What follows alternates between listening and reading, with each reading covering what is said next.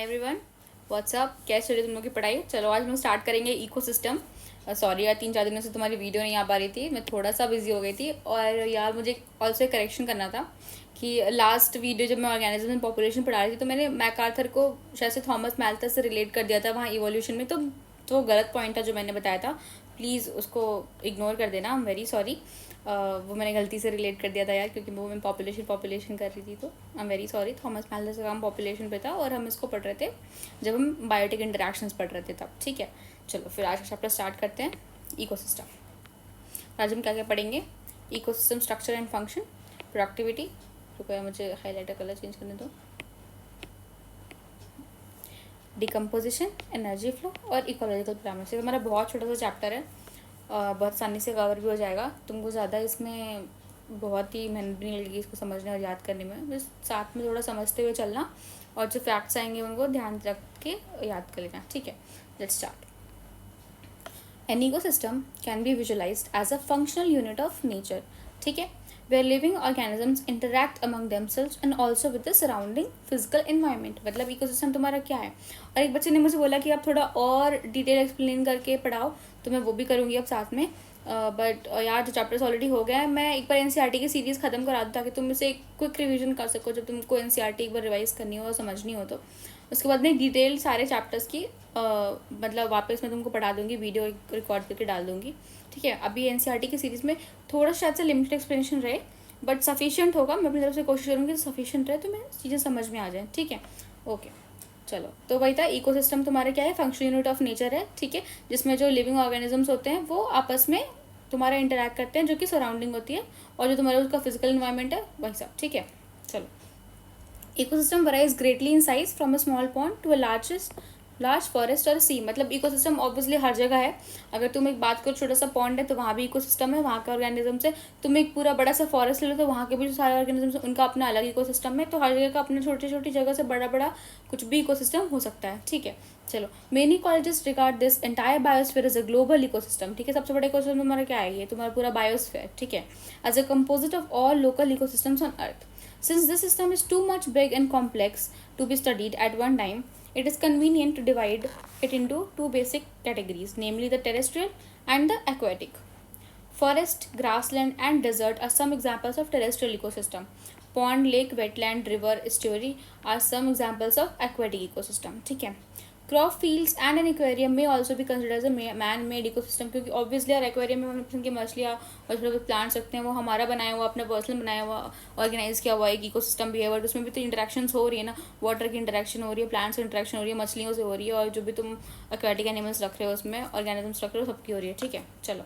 We will first look at the structure of the ecosystem in order to appreciate the input यानी कि productivity, transfer of energy, food chain, food web और nutrient cycling, and the output यानी कि degradation और energy loss. We will also look at the relationship यानी कि cycle chains, webs that are created as a result of these energy flows within the system and their interrelationship. 12.1 Ecosystem Structure and Function. In earlier classes, you have looked at various components of the environment, abiotic and biotic.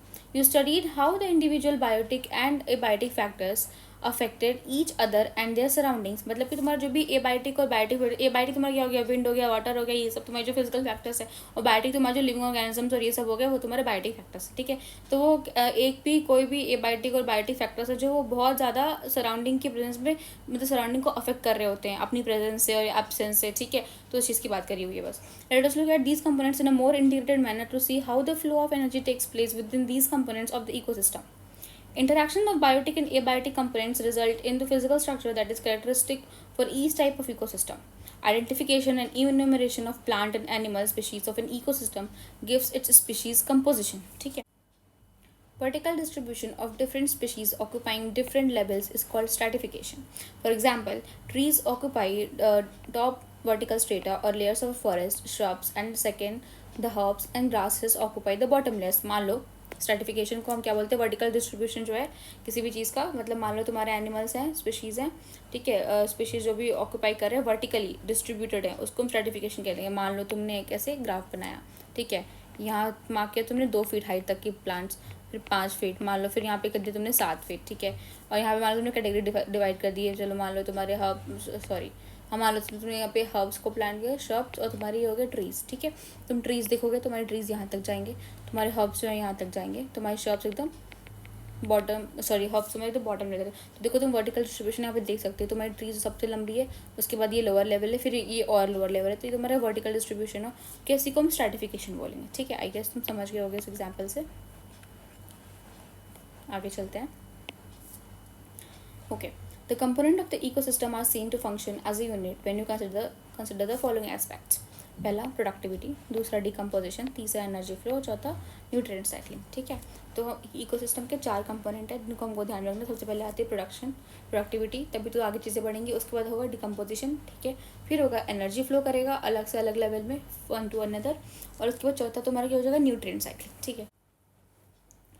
To understand the ethos of an aquatic ecosystem, let us take a small pond as an example. This is fairly a self-sustainable unit rather than simple example that explains even the complex interactions that exist in aquatic ecosystem. A pond is a shallow water body in which all the above mentioned 4 basic components of an ecosystem are well exhibited. The abiotic component is the water, with all the dissolved inorganic and organic substances and rich soil deposited at the bottom of the pond. The solar input, the cycle of temperature, day length and other climatic conditions regulate the rate of function of the entire period. तो कौन कौन से factors हैं जो regulate करते हैं? Solar input है तुम्हारा, जो टेम्परेचर की साइकिल है वो, और ठीक है डे लेंथ जो तुम्हारा चल रहा है, कितना दिन तुमको सनलाइट पड़ रही है या तुम कितनी जल्दी शाम ढल जा रही है वगैरह वगैरह वाली चीज़। द अदर क्लाइमेटिक कंडीशंस जो भी हैं रेगुलेट, ये चारों चीज़ें रेगुलेट करती हैं, तो ये तुम फैक्टर्स को भी ध्यान में रखना, ठीक है। The autotrophic components include the phytoplankton, some algae, and the floating submerged and marginal plants found at the edges. The consumers are represented by the zooplankton, the free-swimming and the bottom-dwelling forms. The decomposers are the fungi, bacteria, and flagellates, especially abundant in the bottom of the pond. ठीक है, decomposers हमारे क्या fungi हैं, तुम्हारे bacteria, तुम्हारे फ्लैजलेट्स भी हैं, ठीक है। कहाँ पे होते हैं? पॉन्ड के एकदम बॉटम लेयर में होते हैं। चलो, this system performs all the functions of any ecosystem and of the biosphere as a whole, that is conversion of inorganic into organic material with the help of the radiant energy of the sun by the autotrophs, ठीक है। Consumption of the autotrophs by heterotrophs, decomposition and mineralization of the dead matter to release them back for use by the autotrophs. These events are repeated over and over again. अब इसी को हम detail में पढ़ेंगे आगे, ठीक है। There is a unidirectional movement of energy towards the higher trophic levels and its dissipation and loss as heat to the environment. 12.2 Productivity. A constant input of solar energy is the basic requirement for any ecosystem to function and sustain. Primary production is defined as the amount of biomass or organic matter produced per unit area over a time period by plants during photosynthesis, ठीक है। ये तुम्हारी definition है primary productivity की, ठीक है। It is expected in terms of weight यानी कि ग्राम पर मीटर स्क्वायर, और एनर्जी यानी कि kilocalorie per meter square. The rate of biomass production is called productivity. It is expressed in terms of gram per meter square per year, ठीक है, और kilocalorie per meter square per year to compare the productivity of different ecosystems, ठीक है। इस unit में हम major करते हैं तुम्हारा बायोमास कितना प्रोड्यूस हो रहा है, और उसको हम अलग अलग सिस्टम जो है सारे प्रोडक्शन है उसको हम कंपेयर करते हैं कि ठीक है इस पर्टिकुलर पॉन्ड इकोसिस्टम में इतना प्रोडक्शन हुआ है और उसमें इतना प्रोडक्शन हुआ है, तो उसकी स्टडी को हम कंपेयर करते हैं उस चीज़ को, ताकि हम इस यूनिट में लेते हैं, ठीक है। और तो प्राइमरी प्रोडक्टिविटी का डेफिनेशन क्या है वो तुमने देख लिया कि जो अमाउंट है, अमाउंट ऑफ बायोमास या ऑर्गेनिक मैटर जो प्रोड्यूस हो रहा है पर यूनिट एरिया में एक गिवन पीरियड ऑफ टाइम में ड्यूरिंग फोटोसिंथेसिस जो प्लांट प्रोड्यूस कर रहा है उसको हम कहते हैं प्राइमरी प्रोडक्टिविटी, ठीक है। चलो, उसके बाद हो गया ये तो तुम्हारा हो गया। It can be divided into gross primary productivity और नेट प्राइमरी प्रोडक्टिविटी। अब तुम्हारा ये क्या है? ग्रॉस प्राइमरी प्रोडक्टिविटी वो चीज़ है इकोसिस्टम की, is the rate of the production of organic matter during photosynthesis, मतलब कितना प्रोड्यूस हो रहा है, किस रेट से प्रोड्यूस हो रहा है, ठीक है, ड्यूरिंग फोटोसिंथेसिस, वो तुम्हारी ग्रॉस प्राइमरी प्रोडक्टिविटी है। और considerable amount of GPP is utilize by the plants in respiration, जो रेस्पिरेशन लॉसेज होते हैं, मतलब प्लांट भी तो रिस्पायर कर रहा होता है ना यार, रात को तुमको पता है प्लांट भी रिस्पायर कर रहे होते हैं, ड्यूरिंग रेस्पिरेशन जो लॉस होता है उसके बाद जो प्रोडक्टिविटी बचती है उसको नेट प्राइमरी प्रोडक्टिविटी कहते हैं, ठीक है। और एक कंसिडरेबल अमाउंट ऑफ लॉस होता है ड्यूरिंग रेस्पिरेशन ऑफ प्लांट्स, तो gross primary productivity minus respiration losses is the net primary productivity, GPV minus R is equal to NPV, ठीक है। Net primary productivity is the available biomass for the consumption to heterotrophs, मतलब यही जो है available है, क्योंकि जो loss हो गया मतलब वो क्या था, उसने वो प्लांट ने यूज़ किया ड्यूरिंग द रेस्पिरेशन, ठीक है। तो जीपीपी जो है वो अवेलेबल नहीं होता है फॉर हेटेरोट्रॉफ्स, अवेलेबल क्या होता है एनपीपी, जो उसके रेस्पिरेशन लॉस के बाद जो बचता है वो उतना अवेलेबल है जो हर्बीवोर्स हैं तुम्हारे, मतलब जो हेटेरोट्रॉफ्स हैं उनके लिए, ठीक है, herbivores and decomposes. Secondary productivity क्या होती है, is defined as the rate of formation of new organic matter by consumers के द्वारा जो प्रोडक्शन हो रहा है, रेट क्या कहते हैं बायोमास का, उसको हम बोलते हैं, मतलब बायोमास ऑर्गेनिक मैटर कुछ भी कह लो. Primary productivity depends on the plant species inhabiting a particular area. It also depends on a variety of environmental factors, availability of nutrients, photosynthetic capacity of plants. तो ऑब्वियसली ना nutrient होंगे तभी तो वो अच्छे से वो कर पाएगा, और जो अगर फोटोसिंथेटिक कैपेसिटी जितनी होगी प्लांट का वो उतना फोटोसिंथेसाइज करेगा, तो प्रोडक्टिविटी बढ़ेगी तुम्हारी उस हिसाब से. ठीक है, therefore it varies in different types of ecosystem. The annual net primary productivity of the whole biosphere is approximately 170 billion tons of dry weight, not fresh weight but dry weight. ठीक है, इसे तुमको ध्यान रखना है पूरे बायोस्फीयर का, क्योंकि इसमें तुमको डेटा और मिलेंगे कि आगे और भी चीज़ों की आएगी. कार्बन का आएगा कितना है, तो 410⁻³ का आएगा, अलग अलग तुमको डेटा मिलेंगे, वो सब तुमको ध्यान में रखना है. ठीक है, तो तुम्हारा जो एनुअल नेट प्राइमरी प्रोडक्टिविटी है कंप्लीट बायोस्फीयर की, वो कितनी है, 170 बिलियन टन्स, कितना ड्राई वेट का, ठीक है, ना कि फ्रेश वेट का, of organic matter. Of this, despite occupying 70% of surface, the productivity of oceans are only 55 billion tons. ठीक है, बाकी सब जो है लैंड पे, यानी कि 170 माइनस 55 जो होगा वो तुम्हारा लैंड पे, और तुम्हारा ओशन के बाद द्वारा कितना हो रहा है, 55% हो रहा है. सॉरी, मतलब 55 बिलियन टन्स हो रहा है. I am sorry. चलो ठीक है, discuss the main reason for the low productivity of oceans with the teacher. तो यार इसका रीज़न ये होता है कि ठीक है, तो मैं बताऊँगी तुमको. देखो, पहली बात तो पहला रीज़न तो तुम्हारा सनलाइट का, जो ओशंस है उसमें जो डीप लेवल है वहाँ पे तुम्हारी सनलाइट नहीं पहुँचती. तो तुम पढ़ो कि जो कौन सी अलगी होती है, चलो तुम इसका आंसर मुझे कमेंट करके बताना, कौन सी अलगी होती है जो तुम्हारे एकदम डीप लेवल ऑफ ओशंस में भी तुम्हारी डेवलप हो जाती है और उसको सनलाइट की ज़रूरत नहीं पड़ती है, तो बहुत मिनिमल ज़रूरत पड़ती है. ठीक है, वो तुम प्लांट किंगडम पढ़ोगे तो तुमको उसमें भी उसका आंसर मिल जाएगा. वरना ऑर्गेनिज्म एंड पॉपुलेशन में जो पहला पार्ट कट गया है, अब जो नई ऑर्गेनिज्म वाला, उसमें भी ये क्वेश्चन गिवन था जब वहाँ पे हम कन्फर्मर्स और रेगुलेटर्स पढ़ते थे. तो ठीक है, और दूसरा तुम्हारा है कि जो मिनरल्स और न्यूट्रिएंट्स की बात है, तो जो टेरेस्ट्रियल सॉइल होता है तुम्हारा, उसमें जो मिनरल और न्यूट्रिएंट की अवेलेबिलिटी होती है वो कहीं ज़्यादा होती है जो ओशन का मिनरल अवेलेबिलिटी होता है उसमें. ठीक है, तो इसलिए जो तुम्हारी प्रोडक्टिविटी ज़्यादा टेरेस्ट्रियल पे होती है, ना कि ओशन के अंदर. चलो आगे चलते हैं. 12.3 decomposition. You may have heard of the earthworm being referred to as farmer's friend. This is so because they help in the breakdown of complex organic matter as well as in the loosening of the soil. Similarly, decomposers break down complex organic matter into inorganic substances like carbon dioxide, water, nutrients, and the process known as decomposition. ठीक है, dead plant remains such as leaves, bark, flowers, and dead remains of animals, including fecal matter, constitute detritus, which is the raw material for decomposition. The important steps in the process of decomposition are fragmentation, leaching, catabolism, humidification और mineralization. ठीक है, चलते हैं. Detritivores break down, यानी कि detritivores को तुम्हारा earthworm break down detritus into smaller particles. This process is called fragmentation. ठीक है, और छोटे पार्ट में तोड़ दिया. By the process of leaching, water soluble inorganic nutrients होते go down into the soil horizon and get precipitated as unavailable salts. Bacterial and fungal enzymes degrade detritus into simpler inorganic substances, and these processes is called catabolism. ठीक है, पहले तुम्हारा क्या हुआ, detritivores ने क्या किया, जो तुम्हारे detritus है तुमको छोटे छोटे पार्ट्स में तोड़ दिया. ठीक है, वो तुम्हारा हो गया पहला फ्रेगमेंटेशन. उसके बाद तुम्हारा क्या हुआ, लीचिंग में क्या हुआ, तुम्हारे जो वाटर सॉल्युबल जो इनऑर्गेनिक न्यूट्रिएंट्स थे, ठीक है, वो सॉइल हॉरिजन में जाके डिपॉजिट जाते हैं और वो salt as unavailable salt deposit जाते हैं, मिलते नहीं है फिर. ठीक है, दूसरी चीज़, उसके बाद जो बैक्टीरियल और फंगल एंजाइम है वो तुम्हारा डिग्रेड करते हैं डेट्रिटस को फर्दर, और उसके बाद से उसको इनऑर्गेनिक सब्सटेंसेस में तोड़ देते हैं, और उसको हम कैटाबॉलिज्म कहते हैं. लेकिन ये तुम्हारे जो प्रोसेस है ना, ये नहीं एक बाय वन नहीं हो रहे, ये साइमल्टेनियसली चलते रहते हैं, सब साथ में हो रहे होते हैं. चलो, it is important to note that all the above steps in decomposition operate simultaneously on the detritus. ठीक है, humification and mineralization occur during decomposition in the soil. ठीक है, humification leads to accumulation of dark colored amorphous substance called humus. Humus कैसा होता है, dark colored होता है, amorphous solid होता है, मतलब substance होता है, sorry, that is highly resistant to microbial actions and undergoes decomposition at an extremely slow rate. Being colloidal in nature, it serves as a reservoir of nutrients. The humus is further degraded by some microbes and release of inorganic nutrients occur by the process known as mineralization. ठीक है, यानी कि तुम्हारे जो inorganic nutrients हैं उनका जो कहते हैं रिलीज कैसे हो रहा होता है, जो प्रोसेस का नाम है होता है मिनरलाइजेशन. ठीक है, वो किस पे कर रहे होते हैं, ह्यूमस पे कर रहे होते हैं. चलो, decomposition is largely an oxygen requiring process. Okay, the rate of decomposition is controlled by chemical composition of detritus and climate factors. तो किससे मेनली कंट्रोल हो रहा है? क्लाइमेट फैक्टर से कंट्रोल हो रहा है, और तुम्हारा केमिकल कंपोजिशन कैसे डेट्रिटस जो है तुम्हारा उससे कंट्रोल हो रहा है, ठीक है। और उसके बाद इन particular climatic condition decomposition rate is slower if detritus is rich in lignin and chitin. अगर इसमें रिच हो जाएगा लिग्निन और काइटिन में, तो तुम्हारा जो रेट होगा वो स्लो हो जाएगा, और वहीं पे फास्ट हो जाएगा अगर वो नाइट्रोजन और वाटर सॉल्युबल सब्सटेंसेस उसमें ज़्यादा होंगे, like sugar etcetera. Temperature and soil moisture are the most important climatic factors that regulate decomposition through their effects on the activities of soil microbes. Warm and moist environment favor decomposition, whereas low temperature and anaerobiosis inhibit decomposition, resulting in build-up of organic material. ये तुम common sense से भी याद कर सकते हो, ठीक है। anaerobiosis तो इनहिबिट कर रही है क्योंकि लार्जली ऑक्सीजन रिक्वायरिंग प्रोसेस है, ठीक है। बस उसका तुम कहते हैं लिग्निन और काइटिन में रिच रहेगा तो भी प्रोसेस स्लो हो जाएगा, ठीक है।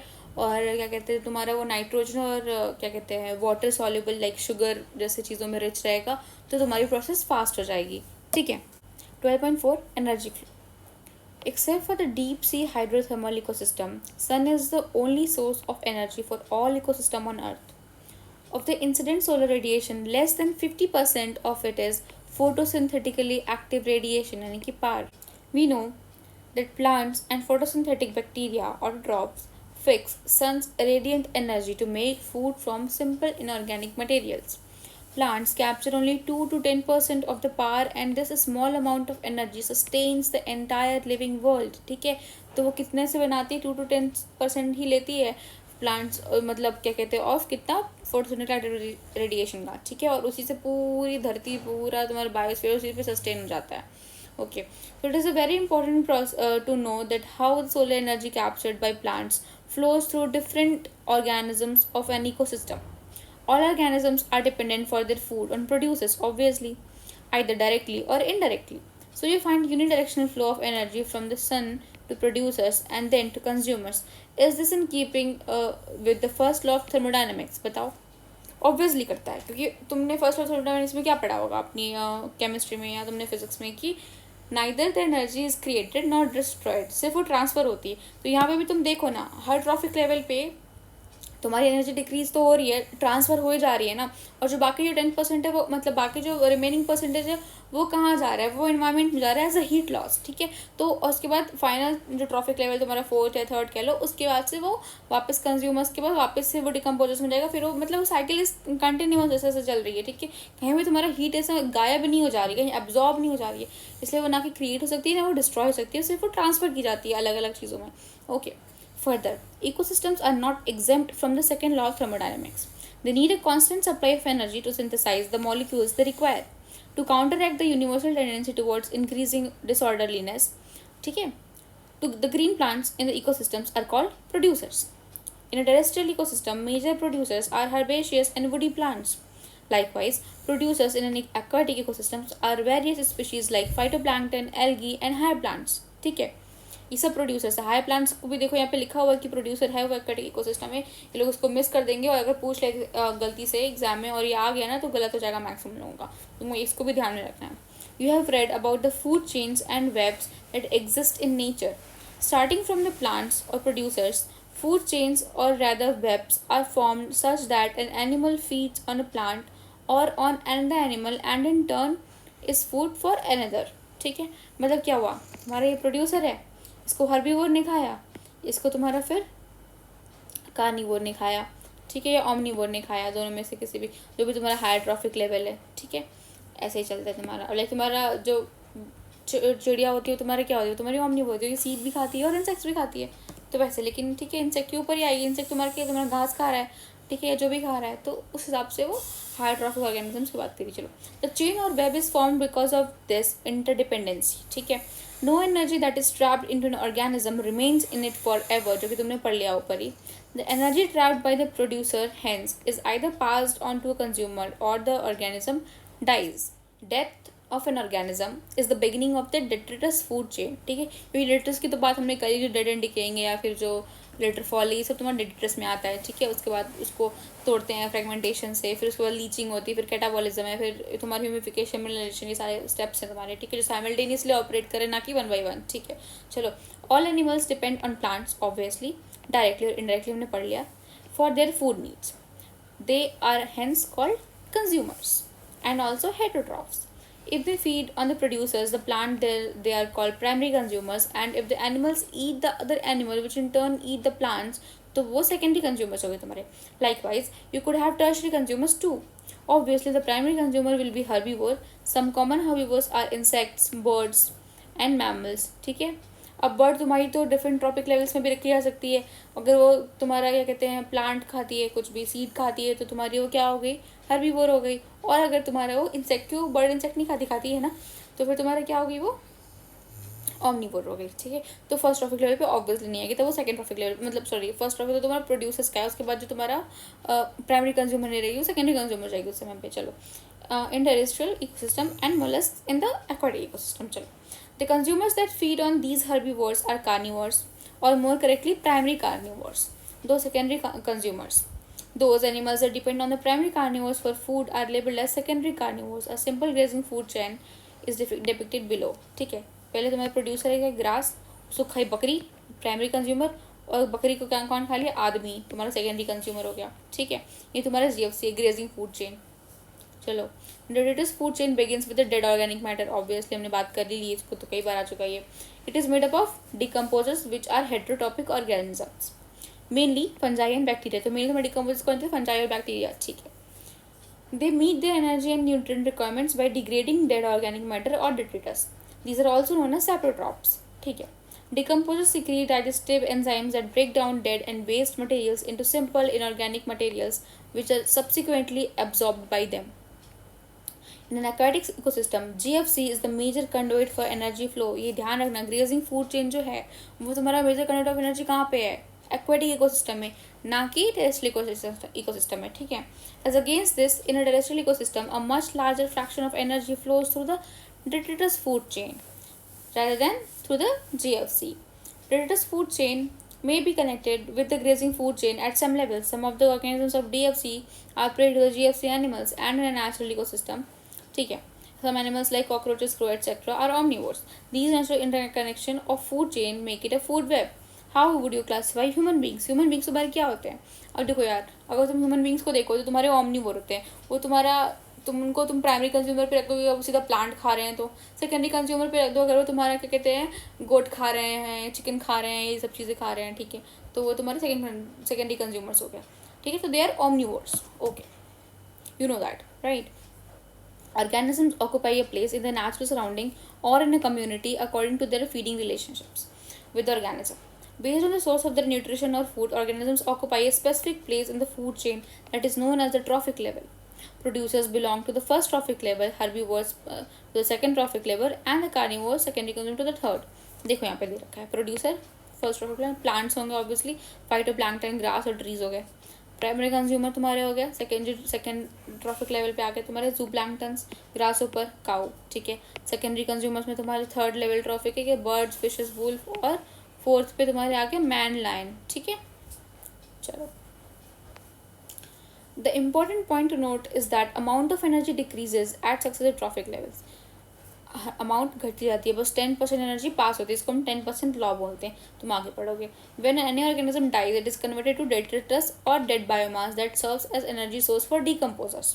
Organisms at each trophic level depend on those at the lower trophic level for their energy demands. Each trophic level has certain mass of living material at a particular time called as standing crop. ठीक है. अब इसके बाद तुम standing state पढ़ोगे, तो standing crop और standing state का तुम डिफरेंस याद रखना. स्टैंडिंग क्रॉप तुम्हारा क्या होता है, हर ट्रॉफिक लेवल के एक सर्टेन मास ऑफ लिविंग होता है, या फिर लिविंग मटेरियल की बात की जाती है एट ए पर्टिकुलर टाइम, उसको हम स्टैंडिंग क्रॉप कहते हैं. जब हम न्यूट्रिएंट्स की बात करेंगे, इनऑर्गेनिक न्यूट्रिएंट्स की बात करेंगे, तो वो तुम्हारा स्टैंडिंग स्टेट होता है. ठीक है. चलो, the standing crop is measured as the mass of living organism or the number in a unit area. The biomass of a species is expressed in terms of fresh or dry weight. Measurement of biomass in terms of dry weight is more accurate. Why? क्योंकि यार पानी किसके अंदर कितना है वो थोड़ा सा तुम्हारे वेट को फ्लक्चुएट और मतलब इनकरेक्ट ऑब्जर्वेशन दे सकता है. कि हम ड्राई वेट की बात करेंगे जिसमें बिल्कुल पानी नहीं है, ठीक है, तो वो हमको ज़्यादा एक्यूरेट बताएगा, इसलिए हम ज़्यादा ड्राई वेट को कंसिडर करते हैं rather than फ्रेश वेट को. ठीक है. The number of trophic levels in the grazing food chain is restricted as the transfer of energy follows 10% law. Only 10% of the energy is transferred to the east trophic level from the lower trophic level. ठीक है, मतलब मान लो अगर ये छोड़ो यार, मैं दूसरे पेन से लिखती हूँ, इससे बहुत ज़्यादा हो रहा है। मान लो तुम्हारा एक ये प्राइमरी लेवल है, इसके ऊपर ये है, इसके ऊपर ये।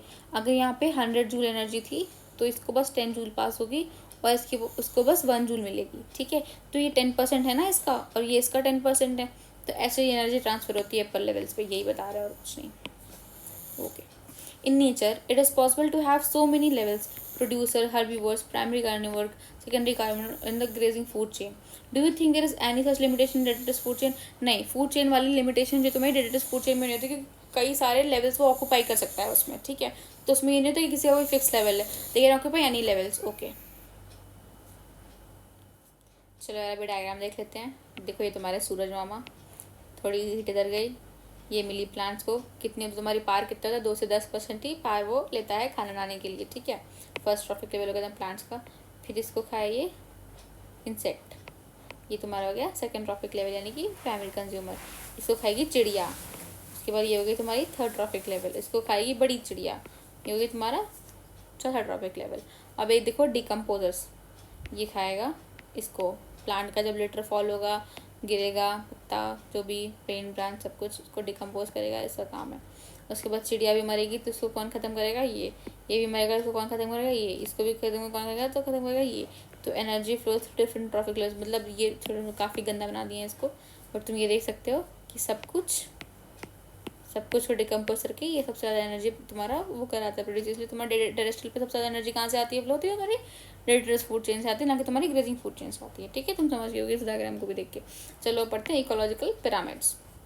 You must be familiar with the shape of pyramid. कैसा दिखता है तुम्हारा पिरामिड, ऐसा दिखता है, 3D स्ट्रक्चर होता है ना, मतलब ऐसे तो नहीं दिखता ऑब्वियसली, हम बहुत गंदा बनाते हैं, छोड़ो। चलो कैसे बनता है तुम्हारा यार, अब बना के देखते हैं।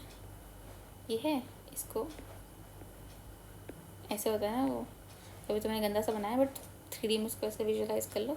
गलत तो नहीं बनाया शायद इस वजह से, या जैसा ही बनाया, क्या फर्क पड़ता है तुमको, पिरामिड तो बताइए। चलो, the base of a pyramid is broad and it narrows towards the apex. One gets a similar shape whether you express the food or energy relationship between organisms at different trophic levels. ठीक है, this relationship is expressed in terms of number, biomass or energy. The base of each pyramid represents the producers or the first trophic level, which while the apex represents the tertiary or top level consumer. The three types of ecological pyramids that are usually studied are pyramid of number, pyramid of biomass और pyramid of energy. ठीक है, अब हम इसको पढ़ेंगे। यहाँ पे देखो ये तुम्हारा क्या है, pyramid of number in a grassland ecosystem. Only 3 top carnivora are supported in the ecosystem based on production of nearly 6 million plants. अब देखो इतने बड़े प्रोड्यूसर्स हैं, इतना प्लांट है, प्राइमरी कंज्यूमर कितने कम हो गया, सेकेंडरी कंज्यूमर और कम हो गए, और 3 ही टर्शियरी कंज्यूमर इतने सारे प्लांट को सस्टेन कर दे रहे हैं। अब ये जो है ना, ये इतना ज़्यादा पतला, तो ये इतना लंबा क्यों बन रहा है, उनको पता है, इसका भी एक सिग्निफिकेंस है। वो चलो वो तुम्हारा होमवर्क है, तुम खोज के लाना और मेरे को कमेंट में बताना कि क्या सिग्निफिकेंस होता है इसको इतना ब्रॉड बनाने का। ठीक है, अब पढ़ते हैं दूसरा ट्रॉफिक लेवल, किसकी बात हो रही है, किसका पिरामिड की बात हो रही है। Pyramid of biomass shows a sharp decrease in biomass at higher trophic level. क्यों, देखो यार, ये तुम्हारे ट्रीज, हर्ब्स, श्रब्स सब मिला के ये तुम्हारा हो गया। ठीक है, उसके बाद ये हर्बीवोर्स हो गए तुम्हारे। ठीक है, अब ट्रीज जब बड़े बड़े हैं जो फॉरेस्ट में तुम्हारे, उनका जो तुम्हारा वो है वेट है, वो तो बहुत ज़्यादा होगा ही ना ऑब्वियसली। तो बायोमास की बात कर रहा है, तो इनका जो बायोमास है, मान लो एक जंगल में कितने लायन हो जाएंगे, कितने टाइगर हो जाएंगे, इतने तो नहीं हो जाएंगे जितना इसका वेट होगा, बहुत कम होंगे, है ना। बढ़ते बढ़ते तो ऑर्गेनिजम्स की जो टॉप कार्निवोर्स होते हैं उनका कम ही होता है ना नंबर, तो इतने ही कार्निवोर्स हैं जो इतने को सस्टेन कर दे रहे हैं, इसलिए शार्प डिक्रीज तुमको दिख रहा है फॉरेस्ट इकोसिस्टम में। ये तुमको सी में नहीं दिखेगा, सी में उल्टा हो जाएगा अभी। चलो देखते हैं। Inverted pyramid of biomass, small standing crop of phytoplankton supports large standing crop of zooplankton. ये तुम्हारा phytoplankton है, ये तुम्हारा ठीक है प्राइमरी कंज्यूमर है, कि तुम्हारे zooplankton है। अब देखो 4 ने 21 को सपोर्ट कर रखा है, कैसे होता है ये, क्योंकि जो फाइटोप्लैंक्टन है तुम्हारे, वो बहुत ही जल्दी, उनकी रिप्रोड्यूसिंग कैपेसिटी बहुत ज़्यादा होती है। ठीक है, बहुत जल्दी रिप्रोड्यूस करके बहुत ज़्यादा हो जाते हैं, और जो तुम्हारा क्या कहते हैं, उनकी जो वो होती है एनर्जी, वो बहुत ज़्यादा होती है, जो एनर्जी मैकेनिज्म होती है, तो कोई दिक्कत नहीं आती। वो छोटे नंबर में भी आराम से बड़े नंबर को सस्टेन कर देते हैं, बड़ी मछलियों को, जू प्लैंक्टन्स को, सबको। और ये तुम्हारा आ गया ideal pyramid of energy. Observe that primary producers convert only 1% of the energy in the sunlight available to them into NPP. अभी देखो ये बहुत इंपॉर्टेंट चीज़ लिखी है. हमने वहाँ तो पार पढ़ लिया कि 2 से 10% लेती है, बट क्या होता है वो देखो कि प्राइमरी प्रोड्यूसर्स जो हैं सिर्फ 1% ऑफ द एनर्जी जो सनलाइट में मिल रही है वो उसको NPP में कन्वर्ट कर रहे हैं. ठीक है, इतना सनलाइट मिला है, कितना है ये? 10 लाख. 10 लाख नहीं यार, ये ज़्यादा है. 1 10 100,000 10,000 लाख 10 लाख. हाँ, 10 लाख को 10,000 में 1% है ना ये इसका. तो डायग्राम से ये क्वेश्चन डायरेक्ट आ जाएगा और सबकी हवाइयाँ उड़ जाएंगी, लोग गलत कर देंगे अगर लोगों ने ध्यान से पढ़ा है, क्योंकि डायग्राम्स बहुत ज़्यादा इंपॉर्टेंट होते हैं. डायग्राम के नीचे जो लिखा होता है ना बहुत इंपॉर्टेंट होता है. तो इसने 1% को कन्वर्ट किया फूड में. ठीक है, और फिर यहाँ से देखो 10% लॉ लग गया और 10% ऑफ एनर्जी ट्रांसफर होती गई अपर ट्रॉफिक लेवल को. इसलिए एनर्जी के जो पिरामिड होता है वो हमेशा अपराइट होता है, वो इन्वर्टेड हो ही नहीं सकता, क्योंकि जो अपर ट्रॉफिक लेवल्स हैं जो लोअर के उससे 10% ही जा रहा है ट्रांसफर, और बाकी तो जा रहा है हीट लॉस की वजह से एनवायरनमेंट में. चलो, annual calculations of energy content, biomass or numbers has to include all organisms at that trophic level. ठीक है, no generalization we make will be true if we take only a few individuals at any trophic level into account. मान लो अगर इस trophic level पे 4 organism है तो हमको 4 को लेना पड़ेगा. अगर हम 2 को ले कोई जनरलाइज्ड कैलकुलेशन डेटा ले लें तो वो गलत है, वैसा नहीं कर सकते हम. वही लिखा हुआ है, बस आसान सी बात. ऑल्सो अ गिवन ऑर्गेनिज्म में occupy more than 1 trophic level simultaneously. जैसे कि मान लो तुम्हें चिड़िया है, चिड़िया तुम्हारी सीड ईटिंग भी है. ठीक है, तो वहाँ पे वो हर्बीवोर हो जाएगी. तो वो इंसेक्ट भी खाती है, तब तो वो कार्निवोर हो जाएगी. तब वो कौन सा ऑक्यूपाई कर लेगी? 3rd ट्रॉफिक लेवल ऑक्यूपाई कर लेगी, है ना. तो इस तरीके से जो साइमल्टेनियसली वो 2 ट्रॉफिक लेवल्स में बैठी हुई है, तो उसकी बात कर रहा है. One must remember that the trophic level represents a functional level, not a species as such. A given species may occupy more than 1 trophic level in the same ecosystem at the same time. For example, a sparrow is a primary consumer when it eats seeds, fruits, peas, and a secondary consumer when it eats insect or worms. ठीक है, Can you work out how many trophic levels in human beings function at in a food chain? बताओ, ये तुम मेरे को बता देना. जैसे तुम बहुत आसान है, इसमें तो कोई दिमाग लगाना भी नहीं. प्राइमरी तुम्हारा जो प्रोड्यूसर्स है, फर्स्ट ट्रॉफिक लेवल तो आने का कोई चांस नहीं बनता. फिर बात करते हैं, अगर सीधा हम प्लांट खाएं तो हम किस पर आ जाएंगे? 2nd ट्रॉफिक लेवल पे आ जाएंगे. अगर हम फिर गोट खाते हैं तो मान लो हम किस पे आ जाएंगे? तो हम 3rd ट्रॉफिक लेवल पे आ जाएंगे. ठीक है, ऐसे तुम डिसाइड कर लेना कितने ट्रॉफिक लेवल्स तक आ सकते हो, फिर मेरे को करके बता देना कमेंट सेक्शन में कि हाँ भाई कितना आंसर है तुम्हारा. चलो, in most ecosystems all the pyramids of numbers of energy and biomass are upright, यानी कि producers are more in number and biomass than the herbivores, and herbivores are more than the biomass of the carnivores. Also, energy at a lower trophic level is always more than the higher trophic level. ये हमने पढ़ लिया. चलो, there are exceptions to this generalization. If you were to count the number of insects feeding on a big tree, what kind of pyramid would you get? बताओ. एक हो गया तुम्हारा पेड़, और उस पर हो गया तुम्हारे बहुत सारे इंसेक्ट, तो एक कौन सा तुमको पिरामिड मिला? इन्वर्टेड. ठीक है, उसके बाद now add an estimate of the number of small birds depending on the insects as also the number of larger birds eating the smaller birds. अब देखो इसमें क्या होगा तुम्हारा. पहली बात तो पेड़ तुम्हारा एक ही रहेगा. हाँ ठीक है, पेड़ तुम्हारा एक रहेगा. इस पर तुम्हारे फीड करेंगे बहुत सारे इंसेक्ट्स. ठीक है, उस पर आ गई तुम्हारी छोटी चिड़िया जो इस इंसेक्ट्स को खाएगी, और फिर छोटी चिड़िया से जो कम बनेगी जो बड़ी चिड़िया होगी जो इनको खाएगी. तो तुम्हारा ऐसा पिरामिड बनेगा. इसको प्रोबेबली से अनशेप बोलते हैं. तुम देख रहे हो, तुमको जो एग्जाम में बेस्ट ऑप्शन लगे, क्योंकि भाई ये तो एकदम इन्वर्टेड भी नहीं है, this is not inverted right, and this is not upright as well, क्योंकि ठीक है ये तो अपराइट में तुम्हारा ये आएगा ही नहीं. तो इसलिए तुमको जो उस समय बेस्ट ऑप्शन लगेगा तुम वो लगा देना. आई गेस इसको अनशेप बोलते हैं. I confirm, I tell you later. ठीक है, उनको याद लगा देना. चलो, नाउ ये तो हो गया तुम्हारा. Draw the shape you would get, बता दिया तुमको मैंने वो. The pyramid of biomass in a sea is generally inverted because the biomass of the fishes far exceeds that of phytoplankton. Isn't that a paradox? How would you explain this? Obviously ये paradoxical है phenomena. कैसे है वो देखते हैं. जो मैं तुमको ऑलरेडी बता दिया कि जो तुम्हारे फाइटोप्लैंक्टन्स होते हैं उनकी जो रिप्रोड्यूसिंग कैपेसिटी होती है बहुत ज़्यादा होती है, बहुत तेज़ होती है. ठीक है, इट्स वेरी फास्ट. तो वो जो छोटा नंबर होता है वो बड़े नंबर ऑफ जू प्लैंक्टन्स और बाकी जो फिशेस हैं सबको सस्टेन कर देता है. Because of its high producing capacity. और इनका जो एनर्जी मैकेनिज्म होता है कि फटाफट ज़्यादा एनर्जी लेते हैं और ट्रांसफर करते हैं, तो वो सबको सस्टेन हो जाता है इनके छोटे नंबर पे। और सिर्फ सी में तुमको ऐसा देखने को मिलेगा, ठीक है। Pyramid of energy is always upright, can never be inverted, ये तुम हमेशा ध्यान रखना। Because when energy flows from a particular trophic level to the next trophic level, some energy is always lost as heat at each step. तुमने देख लिया 10% time, सिर्फ 10% of the energy of the lower trophic level is transfer to the upper trophic level, ये तुमको ध्यान रखना है। Each bar in the energy pyramid indicates the amount of energy present at each trophic level in a given time or annually per unit area. Okay. However, there are certain limitations of ecological pyramid, such as it does not take into account the same species belonging to two or more trophic levels. इस बारे में कोई ध्यान नहीं देता। हाँ भाई, हर trophic level पे एक साथ साइमल्टेनियसली एक स्पीशीज आ रही है बार बार, तो उसको कंसिडर कर रहे हैं, ठीक है। It assumes a simple food chain, something that almost never exists in nature, ठीक है। It does not accommodate a food web. Moreover, saprophytes are not given any place in ecological pyramids, even though they play a vital role in the ecosystem. अगर वो ना हो saprophytes, तो तुम्हारा DFC चलेगा ही नहीं। और DFC तो मेजर कंडुइट ऑफ एनर्जी है टेरेस्ट्रियल इकोसिस्टम में, ठीक है। अगर उनको कोई प्लेस नहीं दे रहे हैं तो ये तो बहुत गलत बात है ना। तो बट यही इसका एक वो चीज़ है तुम्हारा, दो चीज़ें जो इसका लिमिटेशंस बताई गई। एक तो सेम स्पीसीज कई सारी ट्रॉफिक लेवल्स को एक्वायर कर सकता है साइमल्टेनियसली एक ही टाइम पे, ठीक है। और दूसरा सिंपल फूड चेन पे कंसिडर करता है, जो कि कभी सिंपल फूड चेन ऑकर ही नहीं होती है, हमेशा गोज़ ऑन, मतलब एक फूड वेब तो कनेक्टेड हमेशा रहता है ना। There are multiple food chains which are interconnected, उसको हम फूड वेब बोलते हैं। और उस तीसरी बात है कि सैप्रोफाइट्स को कोई जगह ही नहीं मिलती, जबकि बहुत ही वाइटल रोल प्ले करते हैं हमारे इकोसिस्टम में। चलो समरी देख लेते हैं। An ecosystem is a structural and functional unit of nature, and it comprises abiotic and biotic components.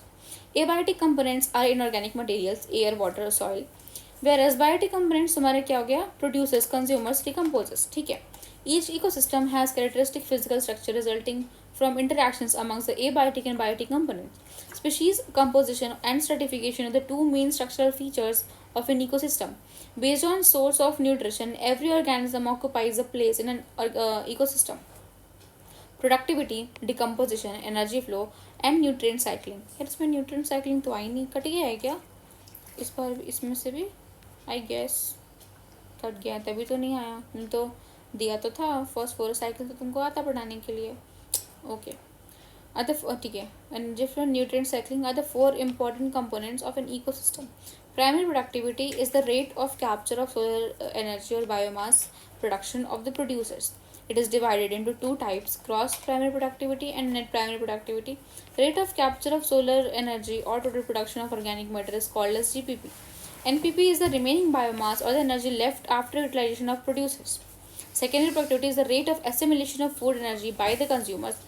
In decomposition, complex organic compounds of detritus are converted into carbon dioxide, water, and organic nutrients by the decomposers. Decomposition involves three processes, namely fragmentation of detritus, leaching, or catabolism. ठीक है। Energy flow is unidirectional. First, plants capture solar energy and then food is transferred from the producers to decomposers. Organisms of different trophic levels in nature are connected to each other for food or energy relationship, forming a food chain. The storage and movement of nutrient elements through the various components of the ecosystem is called nutrient cycling. Nutrients are repeatedly used through this process. Nutrient cycling is of two types, gaseous और sedimentary. ठीक है, gases में तुम्हारा nitrogen और oxygen cycle रहती है, और तुम्हारे सेडिमेंट्री में तुम्हारा सल्फर और फॉस्फोरस साइकिल। क्योंकि फॉस्फोरस के बारे में दिया भी था यार, पता नहीं इन सब कुछ हटा ही दिया है, पता नहीं। चलो, एटमॉस्फेयर और hydrosphere is the reservoir for the gases type of cycle, यानी कि कार्बन, ठीक है। Whereas Earth's crust is the reservoir for sedimentary type, यानी कि phosphorus. Products of ecosystem processes are named as ecosystem services. Example, purification of air and water by forest. ठीक है। चलो, तो यहाँ तक चैप्टर हो गया। उसके बाद एक चैप्टर बचा है, उसके बाद we are done with the 12th। उसके बाद हम क्वेश्चन प्रैक्टिस करेंगे। और एक बहुत ईजी चैप्टर था, तुमको इसमें कोई दिक्कत तो आएगी नहीं, बट कोई डाउट होगा तो तुम कमेंट सेक्शन में लिख देना, आई एड्रेस दैट, ठीक है। तब तक के लिए पढ़ते रहो और all the best, bye bye.